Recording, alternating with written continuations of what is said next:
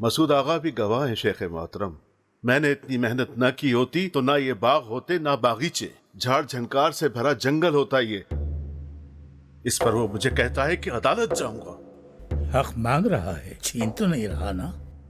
ہم کسی کو عدالت جانے سے روک نہیں سکتے. کسی طرح آپ اسے سمجھائیں شیخ محترم. عزمی آغا حق پر ہیں. برسوں کھیتی باڑی کی ہے انہوں نے. ان کا بھائی گوکمین ایران توران سے قسطنطنیہ تک گھومتا پھرا ہے، سیاحت کی، خوب مزے کی. بات کرنے کو تو میں کر لوں گا، مگر تم دونوں ایک ہی ماں باپ کی اولاد ہو. حق ہے اس کا بڑے بھائی سے اپنا حصہ مانگنا بھی، اور حصہ نہ ملے تو عدالت میں جانا بھی. اصل حکم تو قاضی کا نہیں، آپ کا ہوتا ہے شیخ محترم. آپ جو کہتے ہیں وہی ہوتا ہے. مولا بہتر جانتا ہے کیا ہونا ہے.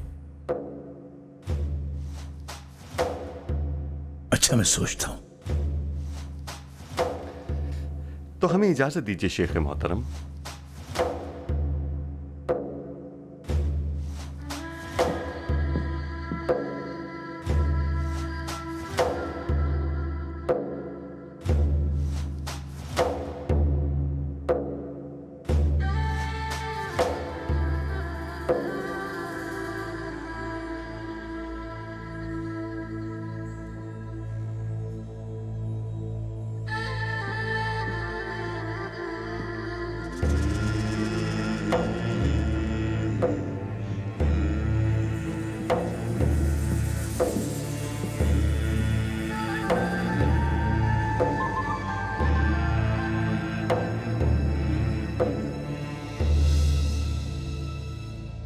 آؤ یونس، آ جاؤ.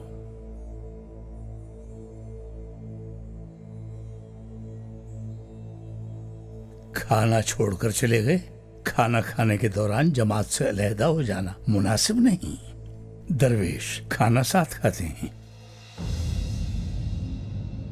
بہرحال بولو. نادانستہ طور پر میں نے آپ کی گفتگو سن لی تھی. جلاح عظمی اور اس کے بھائی کے درمیان وراثت کا تنازع ہے. جی میں نے سنا شیخ. اس کا بھائی آوارہ گرد ہے. قرآن کسی کی غیر ذمہ دار یا آوارہ گرد ہونے کے باوجود اسے ہرگز میراث کے حق سے محروم نہیں کرتا. تم یہ حصہ اصل مالک سے پوچھے بغیر تقسیم نہیں کر سکتے. استغفر اللہ شیخ محترم. آپ نے خود فرمایا شرن دونوں ہی زمین کے مالک ہیں. کیسے مالک ہو سکتا ہے کوئی؟ کاشتکار ہوتا ہے، کاشتکاری کرتا ہے، بس. ہم اس زمین کے اصل مالک کی بات کر رہے ہیں. وہ دراصل میں دونوں بھائیوں کے مابین اس تنازع پر صلح کروانا چاہتا ہوں شیخ محترم. صلح میں خیر ہے. سمجھوتا اچھا ہوتا ہے. ہمارا دین بھی امن و سلامتی کا نمبردار ہے. اور یہ بھی عرض کرنا تھا کہ میں میراث کے حقوق پر مکمل عبور رکھتا ہوں. مکمل عبور کہا تم نے؟ جی شیخ محترم.